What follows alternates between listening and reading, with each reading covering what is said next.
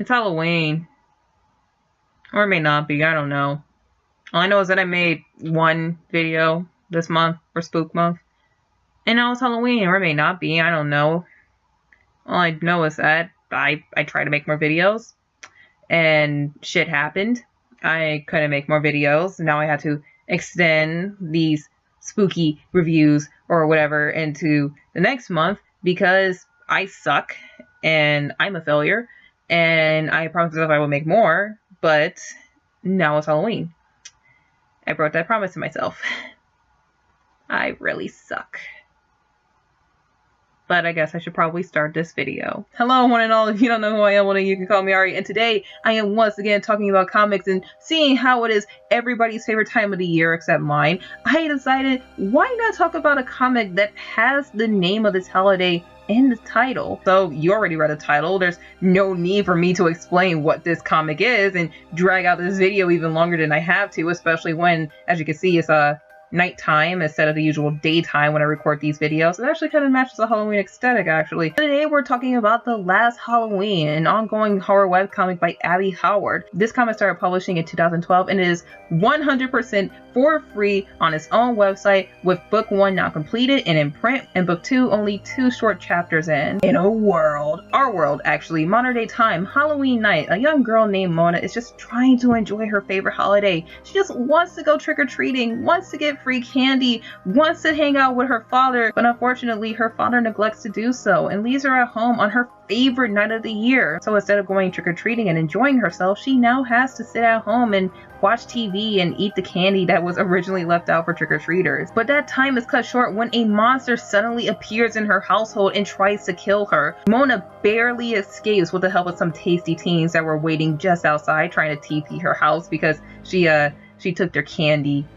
That's a big no-no. And when she tries to find help, she instead finds a group of kids grave robbing. So in order to find safety and, not die, she goes along with this strange group of kids while agreeing to carry the corpse that they were trying to rob, which then leads Mona to figure out what is actually going on. That monster that Mona encountered were only one of billions. Those monsters are attached to every person in the world, and those monsters are bound to kill the human that they were attached to gain immortality along with every other human in the world in order to eradicate humanity and take over. Tonight, monsters run rampant, and that's because the Phagocyte, the person that was in charge of keeping their world and ours separate and imbalanced, is dead. Okay, well, he's not dead. He's actually burnt to a goddamn crisp, but he is close to dying and is currently out of commission. Without him around, bye-bye humans. So Mona and her new group of friends are tasked with finding the Phagocyte's son, because there may be a way to swear him in and resume balance to the world. There's also side plot A, which involves a doctor trying to get the Phagocyte back on his feet with the help of a group of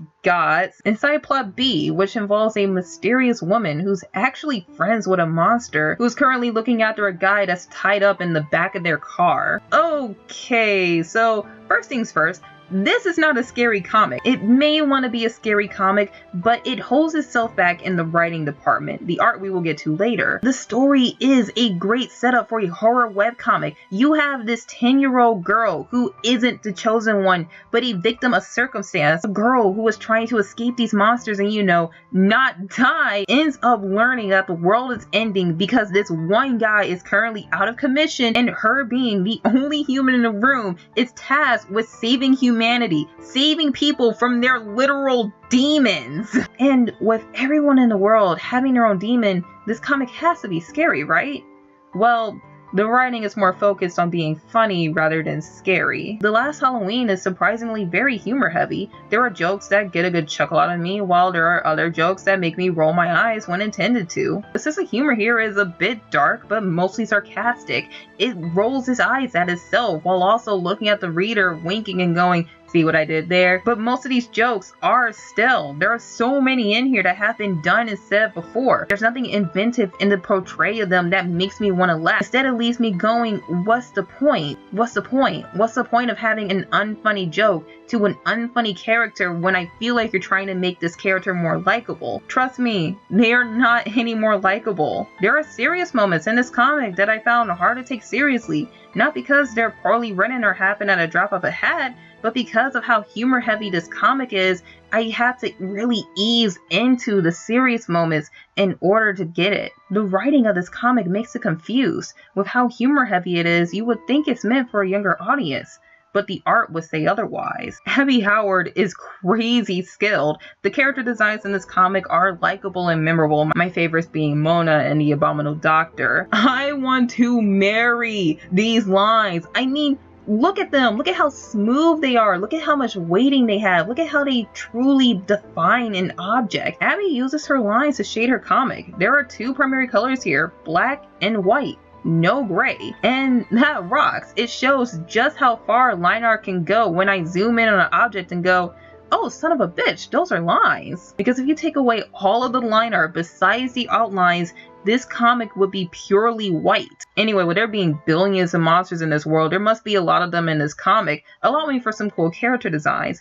And you're right. Once again, Abby is crazy skilled, and her monster designs are really something. No two look alike, they are detailed and are rather intimidating. However, I do not find them scary when these are supposed to scare you. They're creepy, but creepy in a cool way, not a scary way. With the writing of this comic suggesting that it's for a younger audience, the monster designs are way too scary for children, making this for teens and adults. And the last talking about comics, I talked about Melvina's Therapy, a comic that I highly praise for being a great scare. That comic actively scared the shit out of me and gave me nightmares because it has strong and serious writing, scary stories, and realistic and detailed art that mix elements together to make one grotesque image. The art and the writing made Melvina's Therapy as scary as it is. The art accompanied the story well. The last Halloween's art style is simple and cartoonish, while the monsters are a lot more detailed. There's nothing wrong with that. The art is 100% top notch,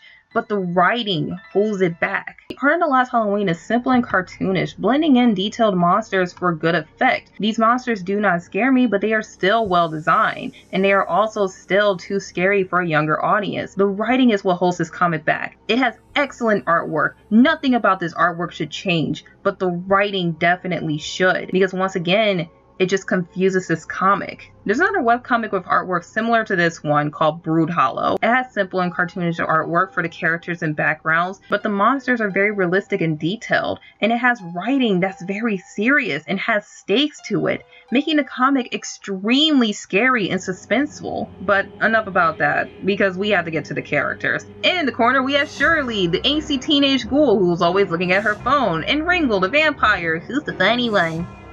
Guess who's my favorite character? There's Banjo, the werepossum, who eats and follows the group.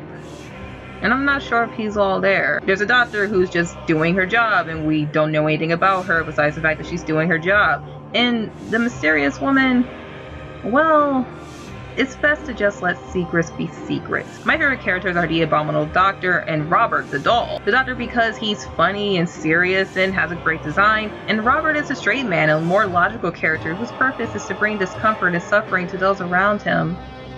He's a great guy! Even Mona and Ringle's fathers are likable characters after the talk they had in chapter 5 about their dead wives. And then there's Mona, the best written character in this comic. Once again, Mona is a 10-year-old girl. She's just a girl who wanted to go trick-or-treating, a girl who wanted to enjoy her favorite holiday, but instead get caught up in some end-of-the-world bullshit. She didn't ask for this. She didn't ask to save the world while she watches it burn around her. She's scared. She's someone who wants to run away to a place that's safe, to cover her ears and close her eyes and have somebody else save the world while she hopes and prays that she'll still be alive when the job is done. She's a character who's pissed the fuck off, and it's rightfully so. Even when she finally defends herself and somewhat becomes cool, she's still going, I didn't fucking ask for this bullshit. She's angry, but she's also scared. She's a kid who's forced to wear adult shoes while she also has to pull on her big girl pants and be brave. In short,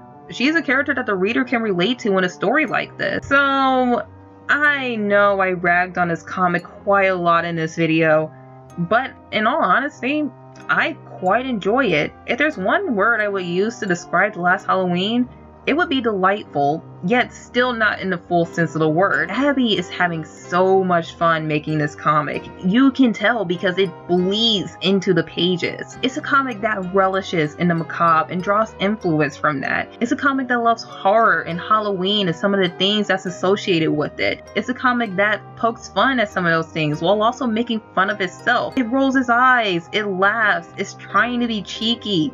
It's just a comic made by a person that wants to make a comic about Halloween. Yes, this comic is very confused. Yes, the jokes are stale. Yes, it is difficult for me to just turn off my brain and enjoy this comic when there's so many things pulling me out of my reading experience. But at the same time, I enjoy what this comic enjoys. I enjoy some of the darkness of Halloween. I enjoy the macabre. I enjoy demons and monsters. In a way, I can kind of connect to this comic with that because I want to laugh at them as well.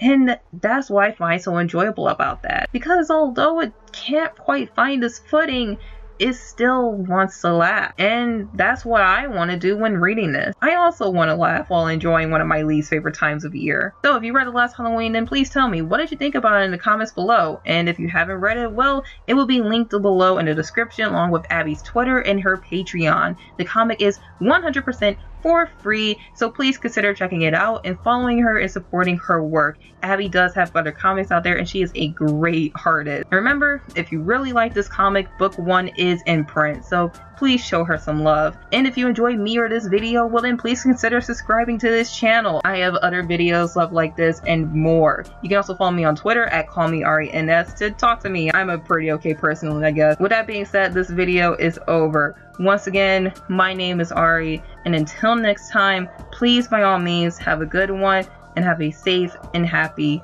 Halloween. Take care.